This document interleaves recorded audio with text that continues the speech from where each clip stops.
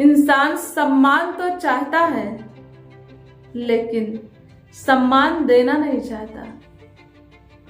कहते हैं अक्सर लोग आशीर्वाद लेने मंदिर पहुंचते हैं, गुरुद्वारे पहुंचते हैं, गुरु दरबार पहुंचते हैं, कोई भी धाम हो, आप चाहते हैं क्या कि प्रभु आशीर्वाद दे, मेरा सब कार्य हो जाए अच्छे से और सब कुछ हो जाएगा तो मैं दोबारा आऊंगा तो प्रभु आपको लड्डू या जो भी मान्यता होती है वह चढ़ाएंगे।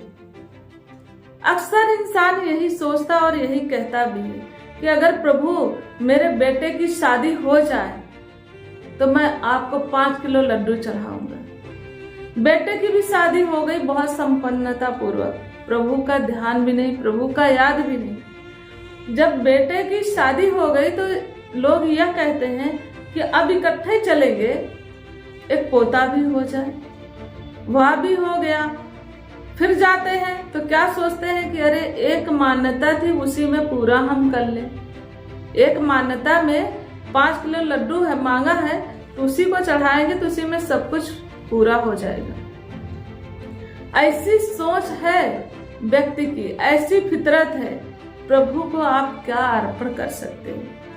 5 किलो लड्डू आप चढ़ाते हो, प्रभु ने पूरा पूरा जीवन दे दिया, प्रभु को आप क्या दे सकते हैं? प्रभु जो चाहते हैं वह तो आप देते नहीं हो। प्रभु कहते हैं कि कुछ ना दो हमें, लेकिन समर्पित हो जाओ। प्रभु के चरणों में समर्पण हो जाए आपका 100%, 100% समर्पण ही हो जाए, वह भी बहुत बड़ी चीज होती है।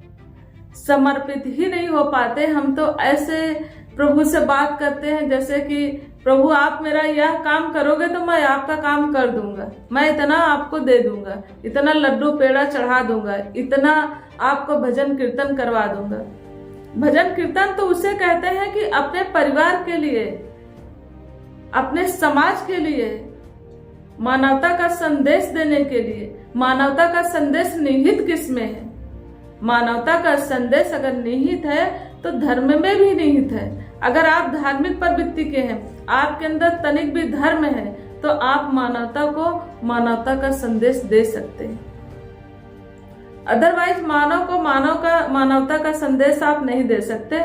मानवता का संदेश देने के लिए आपके अंदर मानवता होना बहुत जरूरी है। अगर इस संसार में मानवता स्थापित हो जाए, एकता स्थापित हो जाए, तो देखिए यही समाज संसार में कोई परेशान दुखी नजर नहीं आएगा। एक दूसरे के मददगार बन जाएंगे लोग, एक दूसरे की हेल्प करने लग जाएंगे। निंदा चुगली बखेली से ऊपर उठ के उसकी मदद के लिए आप आगे बढ़ोगे। ईर्ष्या देश नफरत में नहीं रहोगे।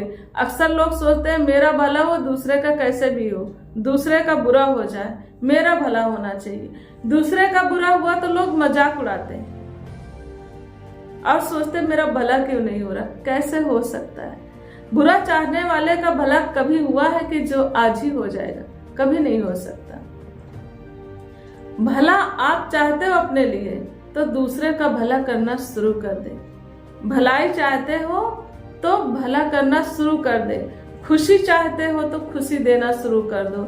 अगर अपने आप को ऊंचा उठाना चाहते हो तो दूसरे के मददगार बन जाओ।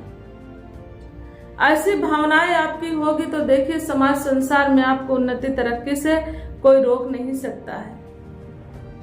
तो इसलिए आप परेशान ना हो। आपकी जैसी भी सोच, अपनी सोच को बदलें, विल पावर स्ट्रांग रखें, लोगों का भला करते हुए उसी में आपका भला निहित है। और अच्छी सोच के साथ जिएंगे तो एक आनंद की अनुभूति करेंगे, और आनंद की अनुभूति तभी होगी जब आप अपने लिए भी अच्छा, अपने से ज्यादा दूसरे के लिए अच्छा सोचेंगे। तो ऐसी ही भावनाओं से ओतप्रोत होकर अपनी जिंदगी को जिए। देखिए आपका जीवन कितना सुखदायी हो जाएगा और आप परेशानियों से भी छुटकारा पा जाएंगे, और यही जीवन जो दुखी मन से जी रहे थे वह सुखद जीवन लगने लगेगा। तो आइए इन्हीं शब्दों के साथ हम क्षमा चाहते हैं। प्रेम से बोलिए जय श्री राम।